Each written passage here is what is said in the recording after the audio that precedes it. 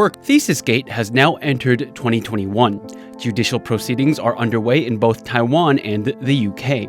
Tsai Ing-wen's phony degree has no hope of being authenticated. Yet still, she is calling for the courts to recognize her bogus credentials. The presidential office has dipped its dirty hands into the foreign ministry, the education ministry, and the judicial system.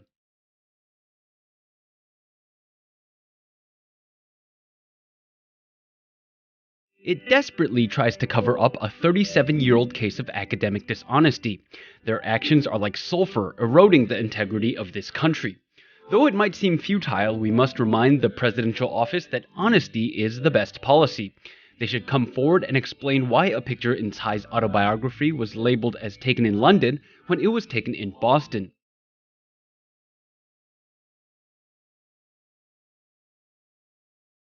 Furthermore, they must also address why Tsai's 1983 part-time tenure at Soochow University is not in the Education Ministry's records or mentioned in Wikipedia.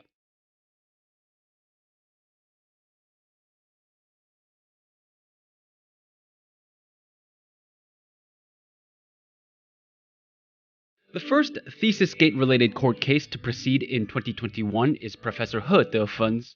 Professor He is suing the Education Ministry, alleging that it had wrongfully classified Tsai's career files. That case had its first hearing at Taiwan's High Administrative Court on January 13th.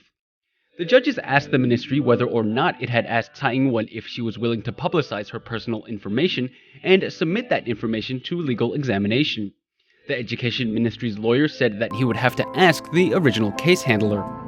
1 week later, Taiwan's High Court held legal proceedings for Dr. Dennis Peng's case, which seeks to confirm the existence of Tsai's thesis. People packed the courtroom with crowds flowing out into the hallway. Both sides engaged in debate for over an hour. 3 panel judges deliberated on the spot and issued a decision immediately. The judges said that they don't believe the lower court fully exercised its power of inquiry. The High Court ordered the lower court to reverse its decision because there were issues with how the case was handled. The judges sided with Dr. Dennis Peng and decided in his favor. The High Court ordered the lower court to rescind its initial decision and retry the case. 今天高院的这个宣判的结果，对我们来讲，这是上上签，因为法官直接把这件事情发回，意思就是直接打脸了一审的张永慧法官，而且法官阐明说，没有开庭，没有调查证据，就直接驳回，用程序驳回我们，他认为不妥，所以把整个案子发回到一审。所以对高院这个判决，我们认为司法还是有一些公正的法官愿意不受世节、不受利诱，这点我们是肯定的。 On the surface, the ThesisGate cases involving Tsai may be labeled differently and they may involve different parties, but the ultimate goal is the same: to prove whether or not Tsai received a PhD in 1984. Professor He's case seeks to declassify Tsai's career files, which would then shine a light on Tsai's education claims.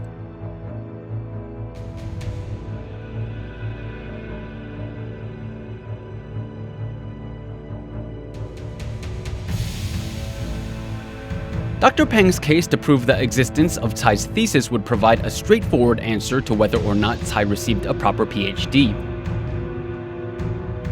Even Dr. Peng's case against Xavier Chang could result in an investigation in England for the incriminating evidence. Though the 3 cases may seem unrelated, they serve the same purpose.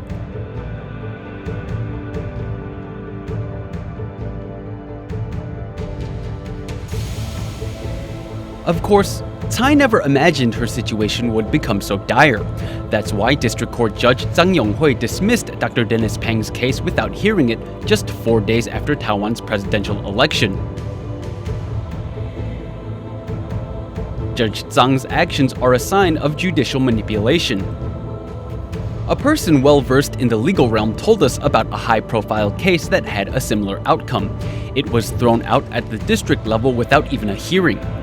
That kind of behavior is unethical and often points to obstruction by high-ranking officials.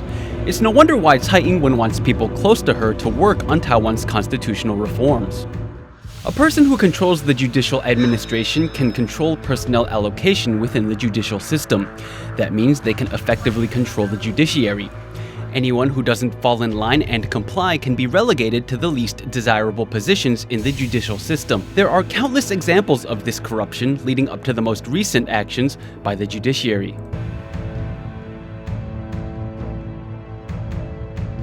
The high courts afforded Dr. Peng a crucial victory, granting him the right to have his case heard again in the district court. Tsai Ing-wen's supporters assert that she did not lose. But if we use logic to deduce what's happening, we can see there's a change in the tide.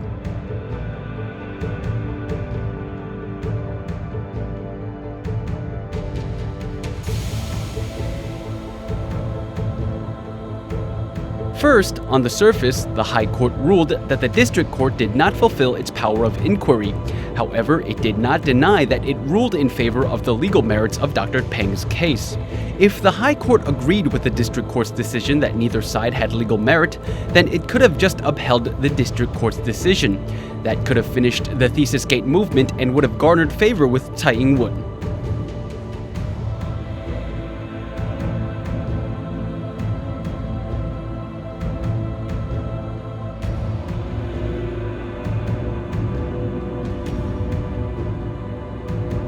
Perhaps the observers and witnesses that packed the courtroom dialed up the pressure on the High Court judges, which drove them to issue a truthful decision. Even though the High Court said that its decision was based on power of inquiry, this decision negates the idea that the case trying to prove the thesis's existence has no legal merit.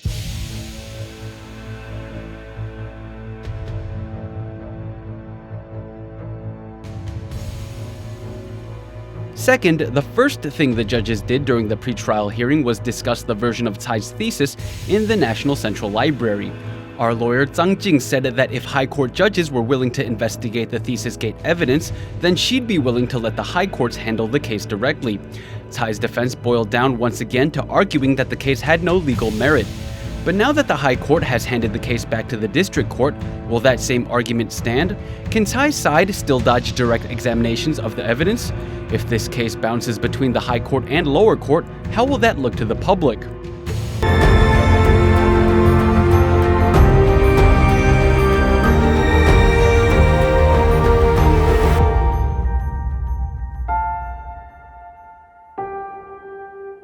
At the beginning of her second term, Tsai's 8.17 million vote mandate will continually wane. As time goes on, judges who think for themselves will unveil the truth. If Tsai can't win ThesisGate while she's at the height of her power, it is only a matter of time before she is exposed.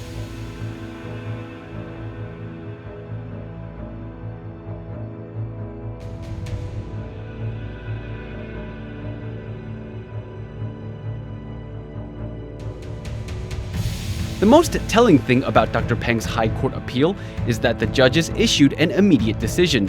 Dr. Peng's lawyer said she had never seen this before in her 30 years of practicing law.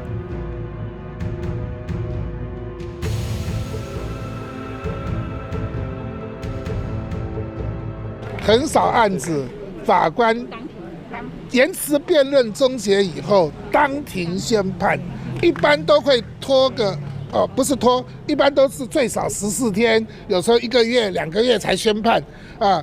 言辞辩论终结，当庭宣判，还是我有生我当律师30几年第一次碰到，不容易啊。" The High Court's decision to return the case to the District Court is a safe move that won't offend anyone in high places. Of course, ThesisGate owes this victory to its lawyers who pleaded an excellent case. Their arguments were airtight. Even if the judges wanted to rule against Dr. Peng, they would have had a hard time coming up with a reason. Furthermore, hundreds of observers filled the courtroom that day, putting pressure on the judge to issue a righteous and honest decision.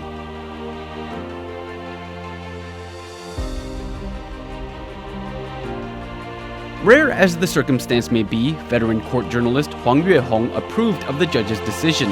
Huang said that had the judge taken any longer, the time between the debate ending and a ruling being issued could become subject to interference. The immediate decision was a statement warning government officials that the court will not succumb to external pressure. Countless government officials have abused their power and influence to privately plead their case in attempts to alter independent and impartial outcomes. This is nothing new in Taiwan. To prevent any interference in this case, the court issued a rare immediate decision. This unusual occurrence proves that the court must be facing pressure straight from the presidential office.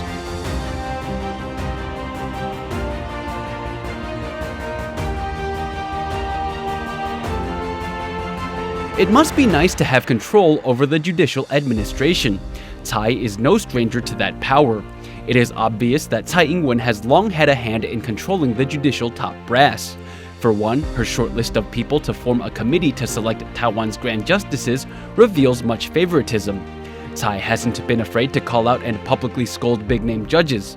These are the actions of someone who knowingly acts with impunity. The people Tsai nominated for the committee in 2018 include then Vice President Tsai Ing-wen. Leaked presidential office documents show us that Tsai was one of Tsai's close confidants. He often strategized with Tsai on how to handle unruly members in the DPP. If he's that close to Tsai, there's no doubt he's part of the movement to counter ThesisGate. He's practically Tsai's double. The media has long reported that Tsai will replace Su Zhenchang as Taiwan's premier. That way, he can continue to act on Tsai's behalf.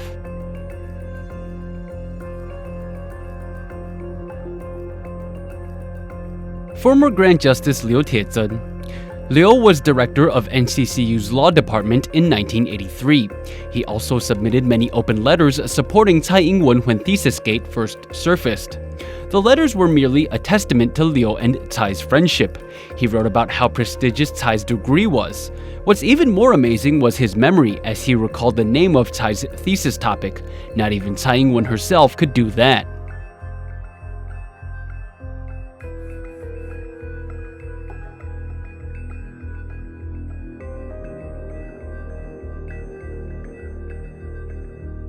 Former Grand Justice Ling Ziyi. Ling was Tsai's neighbor and a good friend of hers today. Tsai dedicated an article she submitted to an NCCU publication to Ling in honor of his wedding. Their close relationship aside, what's even more interesting is how Tsai presented her PhD credentials in the article, at a time when she didn't even have her PhD yet. Ling Ziyi knew exactly what was going on.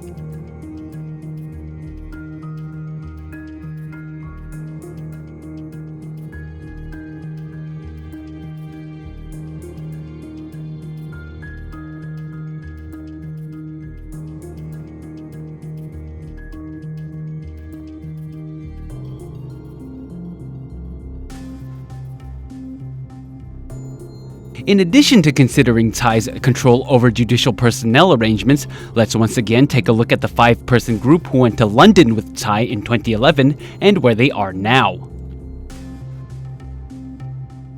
After Xiaobi Kim lost her election for legislator, she is now Taiwan's representative to the United States. Xie Ziwei is Taiwan's representative to Germany. He has continually tried to undermine ThesisGate investigations by characterizing them as subterfuge by China. After losing the 2018 Kaohsiung mayoral election, Chen Qimai was appointed vice premier. Later on, with the help of the central government, he was able to finally become mayor of Kaohsiung after a recall vote. In 2010, Catherine Chang was Taiwan's representative to the UK. She was key to getting Taiwan's UK office to rubber stamp Tsai's credentials so that Tsai could participate in elections in 2011. Chang now serves as Taiwan's representative to Austria.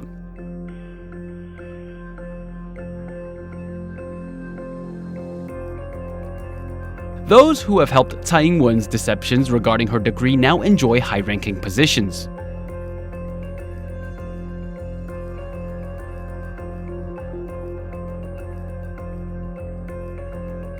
Tsai's calculating use of personnel is also reflected in the courts. In Dr. Dennis Pang and Professor He Defen's court case against Presidential Office spokesperson Xavier Chang, Tsai has employed the Formosa Transnational law firm. The person who heads Formosa Transnational is Wellington Koo, Secretary General of the National Security Council. Koo can control and intercept sensitive information meant to reach beyond Taiwan's borders. He uses state-level assets to assist in this cover-up.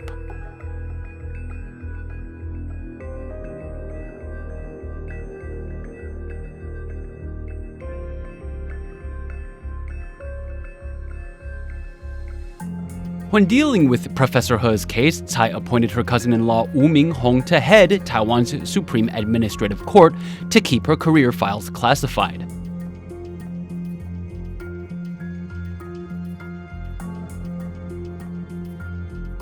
On the other hand, Dr. Dennis Peng's case to verify the existence of Tsai's thesis is getting resistance from Xu Zhongli, the president of Taiwan's Judicial Yuan. Chen Meitong was made head of the Judicial Yuan's personnel office. Chen Meitong is the wife of Tsai's lawyer, Lin Yuanlong. That staffing adjustment was made as a response measure to combat ThesisGate. It's also why Lin can act with such confidence while saying he knows nothing in the courtroom. Lin Yuanlong's entire family is in good graces with Tsai Ing-wen. Not only did Lin represent Tsai in many high-profile cases, but his daughter has now also become a part of Tsai's team. After graduating from the London School of Economics with a master's in communication, she was spotted translating for Tsai during an international post-election victory press conference. Lin's daughter now runs social media for Tsai Ing-wen. It's safe to say that the entire Lin clan is reliant on Tsai.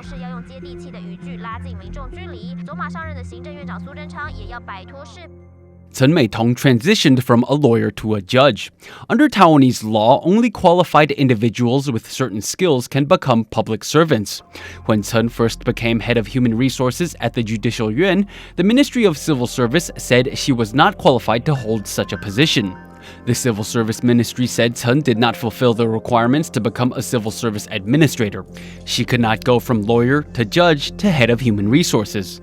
It wasn't until someone significantly higher in the chain spoke with the Civil Service Ministry that the ministry finally relented. Why force a personnel change at such a sensitive time? To fend off ThesisGate.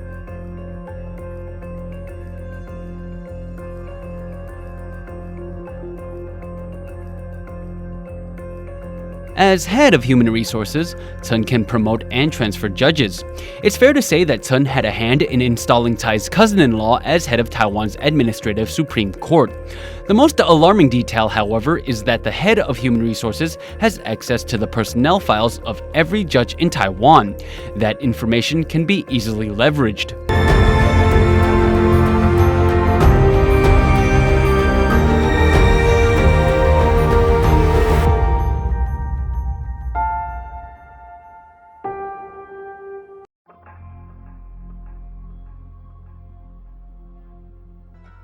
A scandal hit Taiwan's justice system in early 2021. Authorities discovered that the owner of a textile company helped over 200 police officers, investigators, civil leaders, and other public servants unlawfully garner promotions. The owner of the company kept detailed records of how he traded favors with workers throughout Taiwan's justice system. The names of officials across all ranks were exposed in these records. The Justice Ministry is desperately scrambling to undo the damage that has been done.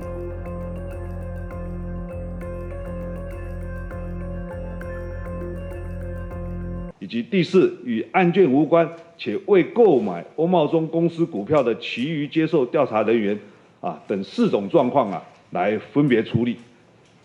那第一种状况是与欧茂中案件有关的包括屈鸿玉、方万户、秦台生，都已由检察机关分案调查。你可以看到，就是说司法院到现在还在讲说这个533标准，那法务部的标准要做更宽松，叫55标准。我们不知道说什么时候可以依据这样的标准，然后就可以对这些司法人员做一个比较差别的、比较宽松的对待。This case should have been a big break for the Taipei District Prosecutor's Office. The scandal uncovered was massive. However, the central government had different thoughts about how to handle this case. Let's take a look. According to Judicial Yuan and Justice Ministry standards, the number of times an employee takes bribes dictates how heavy their offense is. Every 5 instances of bribe-taking will increase the severity of the offense. Even though the opposition New Power Party called for a thorough examination of assets acquired through questionable sources, both the Judicial Yuan and Justice Ministry ignored those calls. There's a running joke in the legal realm. They say that all authorities need to do is look into who took only 4 bribes and who took more than 5. Then you can figure out who the government is trying to protect. This particular case concerns incidents that happened 20 years ago. Many of the incidents and people involved are past the statute of limitations. The information under review should be part of a closed investigation. However, the Investigation Bureau actually made that information public, causing problems for the judicial system. How could this be done if not at the behest of a high-ranking official? Furthermore, to what end was this decision made?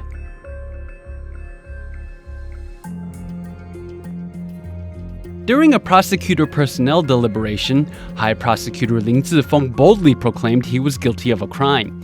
His crime? Exchanging business cards with a Justice Ministry event sponsor who went on to be convicted of a crime. Because of that interaction, Ling was included on a list of potential offenders in the case. Ling's inclusion in the list showed that Taiwan's judicial system was casting a wide net in their investigations. Why is that necessary? To draw attention away from the worst offenders. According to information circulating in the prosecutor's circle, the media had already reported this list of names long before the story broke widely. What's more, several politicians looked over the list before someone finally made it official. Why then did Zhou get included on the list? It's because his subordinate, Taipei District Prosecutor Huang Wei, messed up and failed to properly contain ThesisGate during an inquisition on October 14, 2020.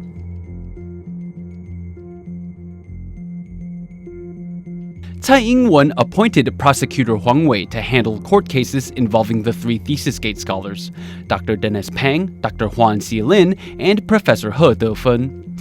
Huang successfully handled bribery and smuggling scandals involving powerful officials. He was quite good at protecting his bosses.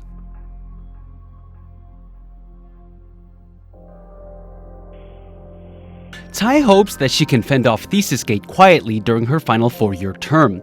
She hopes all of Taiwan can forget that ThesisGate ever existed and that people will never discuss it again. The best case scenario for Tsai is that the Taipei District Prosecutor's Office quietly closes the case. Unfortunately for her, Huang Wei buckled under pressure and held an inquiry into Dr. Dennis Pang's case. That inquiry not only reignited public interest in ThesisGate, but allowed the movement to launch a counteroffensive against the presidential office. For his mistake, Huang Wei drew Tsai's ire.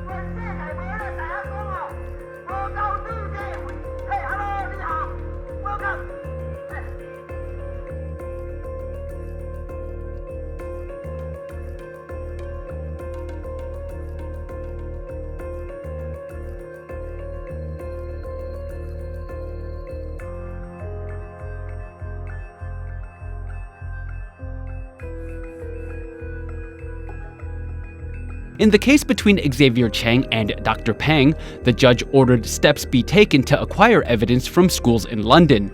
During the first hearing in Dr. Pang's case trying to prove the existence of Tsai's thesis, High Court judges scolded Tsai's lawyer for his vagueness. In the second hearing, they issued a decision in Dr. Pang's favor.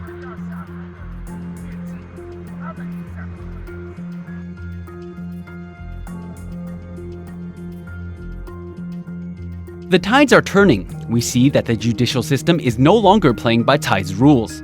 The presidential office is losing its grasp on the justice system. This comes as no surprise to us. This has been a long time coming. Tsai's tactic of switching between the carrot and the stick may have worked in the short term, but it's about to backfire. Fate has something much graver in store for her. Tsai will face massive backlash at the judicial level. The justice system will no longer stay quiet and obey her commands. Judges are finally standing up and speaking for themselves.